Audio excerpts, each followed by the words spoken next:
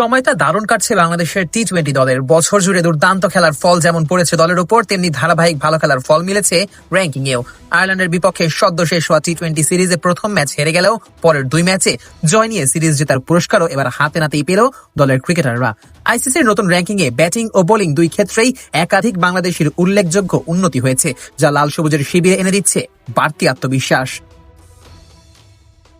যেখানে সবচেয়ে বড় লাভ দিয়েছে টাইগারদের তরুণ ওপেনার পারভেজ হোসেন ইমন। সিরিজ জুড়ে ইতিবাচক ব্যাটিং এর পাশাপাশি পাওয়ার হিটিং এর ছাপ রাখায় ধারাবাহিকতার পুরস্কার মিলল তার র্যাঙ্কিং এও। এক লাফে 21 ধাপ এগিয়ে পারভেজ হোসেন ইমন উঠে এলেন ব্যাটারদের র্যাঙ্কিং এর 38তম স্থানে। এছাড়া ব্যাটারদের তালিকায় আরেকটি সুখবর এসেছে তাওহিদ হৃদয়ের নামের পাশে।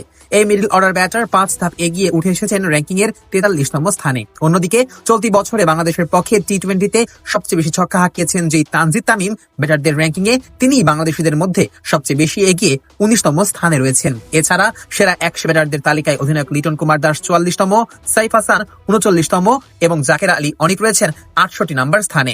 আর আপাতত 20 ওভারের ফরম্যাটের সেরা ব্যাটার হিসেবে তালিকার 1 নম্বরে রয়েছেন ভারতের অভিষেক শর্মা।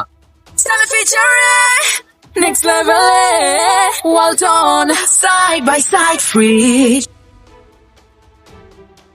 অন্যদিকে টি-20 ফরম্যাটে বোলারদের র্যাঙ্কিং এও বাংলাদেশের উন্নতি প্রখর। সিরিজ শুরুর আগেই আইসিসির বোলারদের তালিকায় 10 নম্বরে থাকা মুস্তাফিজুর রহমান এবার এগিয়েছেন আরো 2 ধাপ, অর্থাৎ তিনি এখন বিশ্বের 8ম সেরা টি-20 বোলার। স্পিজের ক্যারিয়ারের ওঠানামা থাকলেও এই অগ্রগতি প্রমাণ করে যে তিনি এখনো বাংলাদেশের রঙিন জার্সিতে সবচেয়ে বড় ভরসার নাম। এছাড়া স্পিন বিভাগেও সুখবর কম নয়। নিয়মিত একাদশের সুযোগ না পেলেও যখনই সুযোগ পেয়েছেন তখনই বাজিমাত করা শেখ মেহেদী লাভ দিয়েছেন বোলারদের র্যাঙ্কিং এও। 634 রেটিং নিয়ে 3 ধাপ এগিয়ে আপাতত তিনি 20 ওভারের ক্রিকেটের 14তম সেরা বোলার। এছাড়া তালিকায় বড় অগ্রগতি ঘটেছে তরুণ লেগ স্পিনার রিশাদ হোসেনেরও। এই সিরিজের আগে সেরা 20-এর বাইরে থাকা এই লেগই এবার 5 ধাপ এগিয়ে উঠে এসেছেন টি-20 র্যাঙ্কিং এর 19তম স্থানে। একইভাবে ঊর্ধ্বগতি দেখা গেছে নাসুম আহমেদের ক্ষেত্রেও। 5 ধাপ এগিয়ে তিনিও উঠে এসেছেন র্যাঙ্কিং এর 25তম স্থানে। এছাড়া 2 ধাপ এগিয়ে আপাতত 35তম স্থানে রয়েছেন পেসার তানজিম হাসান সাকিব।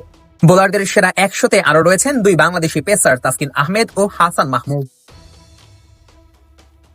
সব মিলিয়ে আইসিসির সর্বশেষ হালনাগাদে বাংলাদেশের ক্রিকেটারদের যে উন্নতি দেখা গিয়েছে তা শুধু সংখ্যার হিসেবে নয়, বরং দলের মানসিকতায় একটি ইতিবাচক পরিবর্তনের প্রতিফলন। ব্যাটিং ও বোলিং দুই বিভাগে একাধিক খেলোয়াড়ের একই সঙ্গে উন্নতি প্রমাণ করে বাংলাদেশ এখন শুধু প্রতিযোগিতায় উপস্থিত থাকে না, বরং সক্রিয়ভাবে র্যাঙ্কিং এর লড়াইও অংশ নেয়। এবছরের টি-20 উন্নতির ধারাবাহিকতা যদি আগামী সিরিজগুলোতেও থাকে, তবে বাংলাদেশের ক্রিকেটারদেরই শিগগিরই হয়তো বিশ্ব র্যাঙ্কিং এর আরো উপরের ঘরগুলোতে দেখা যাবে, এমনটাই প্রত্যাশা দেশের ক্রিকেট প্রেমীদের।